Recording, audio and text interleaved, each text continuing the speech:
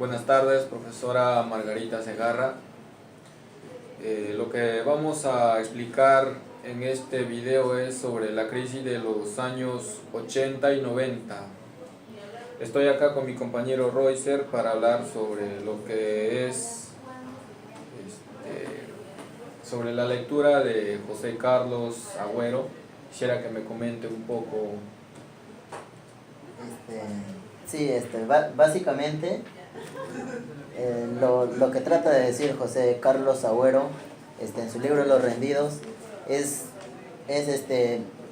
sobre cómo vivir un estigma al tener una familia que pertenece a una banda terrorista.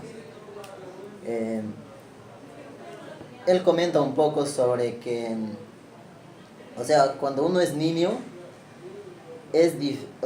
nos parece que nuestros padres están haciendo algo bien,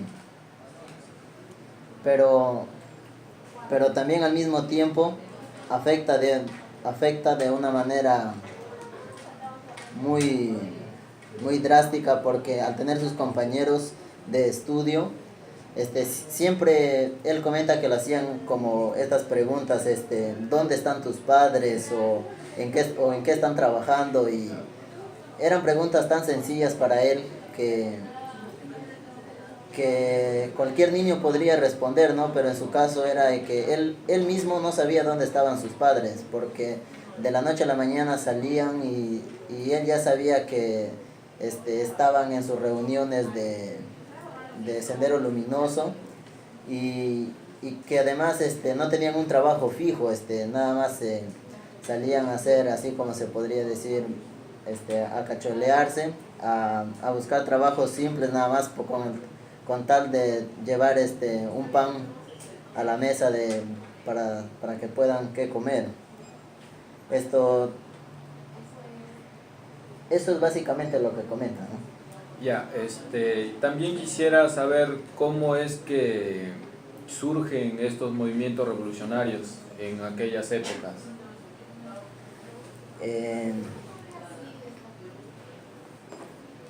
Claro, básicamente por historia, ¿no? El Perú ha tenido una época de un gobierno militar, ¿no? Como el de Velasco, por ejemplo, donde hizo la reforma agraria. Por ejemplo, también fue un motivo por el cual las personas tuvieron, como un rencor hacia el Estado. Y no es tanto eso también, solamente que la manera de cómo surge en sí el terrorismo es cuando en 1980 existen nuevas elecciones, ¿no? Ya Velasco termina su gobierno militar y se llaman nuevas elecciones, ya elecciones democráticas, en el cual incluso ya podían sufragar los campesinos, las personas alfabéticos como analfabéticos ya igual tenían derecho al voto, ¿no? Y justamente en ese caso es donde Sendero Luminoso entra y quema las ánforas, ¿no? electorales del Jurado Nacional de Elecciones.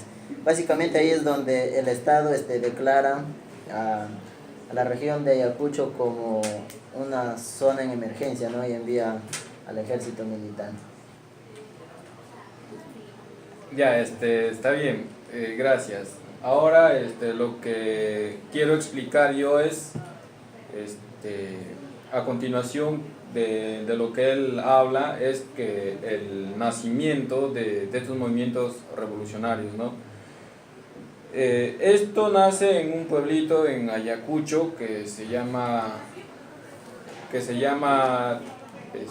Chuchis, en el año 1980. Claro. Y trae consigo muchas consecuencias, como ya ha mencionado acá mi compañero, las elecciones iban a ser para todas las personas analfabetas y también para las personas que sabían leer, escribir. No querían que ellos de una u otra manera sean partícipes de la democracia que que se estaba imponiendo, ¿no? Es por ello que los primeros actos de terrorismo se realizan en ese pueblo, con la quema de las ánforas, declarando el Estado, declarando a esa zona específica o a la zona de Ayacucho como una ciudad en emergencia, ¿no? Evacuando personas y también sabemos por historia, o quizás hay algunas personas que no saben, que en Ayacucho principalmente es el lugar donde que se ha originado más estos actos de terrorismo, en los cuales muchas personas han sufrido, muchos familiares han perdido su familia, ¿no? Y también se dice que muchos de estos militares abusaban de las personas, pensando que todos los pobladores eran, por llamarlos así, terroristas. A cierto grupo de personas de aquel pueblito no les hacían cavar fosas, sin saber que ellos mismos iban a ser enterrados. Fueron denominadas fosas clandestinas, que se hallaron muchas vidas, ¿no? Que fueron decapitados, asesinados, ya sea con balas o incluso con hachas, con machetes, ¿no? Porque decían que no merecían gastar una bala en un campesino analfabeto. ¿Ya? Sí, claro, justamente eso era el terror que marcaba, ¿no?, en nuestro país. Y ¿tú crees que la influencia, la influencia del terrorismo mayormente se dio en el ámbito universitario?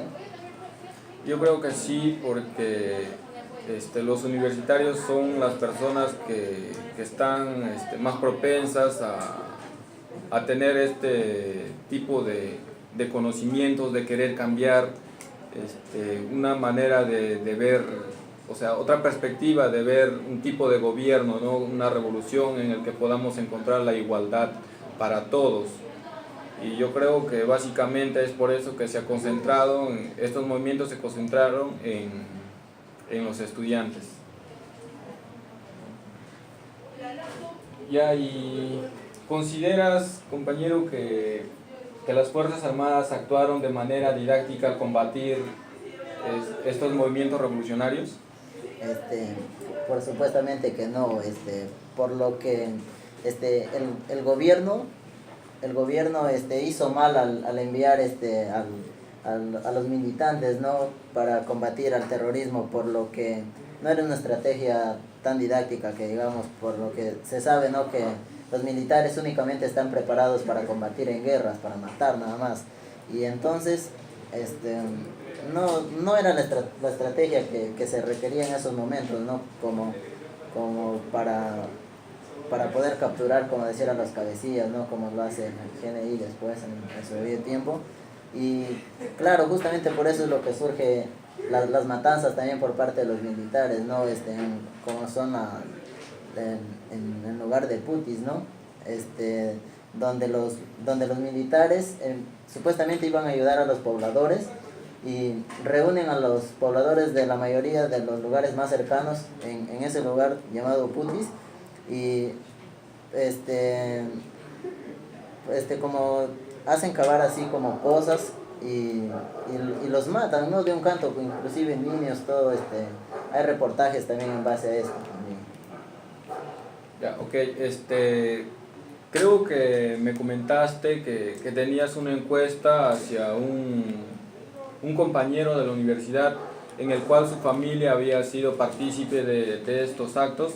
Quisiera que me comentes cuáles fueron sus reacciones al plantearle estas preguntas. Claro, justamente hice una encuesta, ¿no?, a un compañero de acá de la universidad que es de Ayacucho, justamente, ¿no?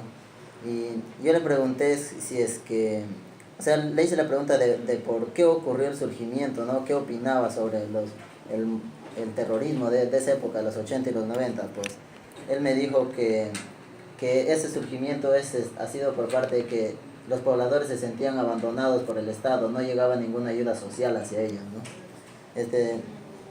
Además le dije que, otra pregunta que le hice fue, ¿qué podemos hacer para lograr la reconciliación con las víctimas, ¿no? Y pues claro, su respuesta fue que era imposible que haya una reconciliación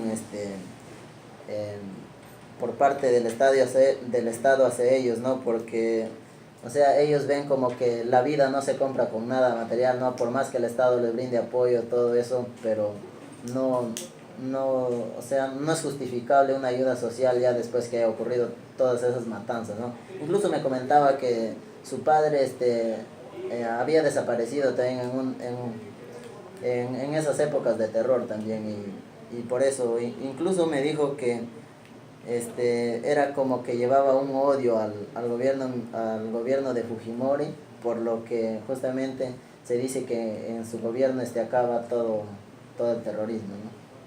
Ya, está bien, gracias. Por mi parte también quiero comentar que como soy de la selva, y también por esa parte de la selva se ha vivido ese tipo de terror, ¿no? Lo que es las cuencas de los ríos Perené, los ríos Pichis, Palcazu y muchos otros, que abarca toda la zona de acá de Ayacucho, que es el Brae y todas esas zonas.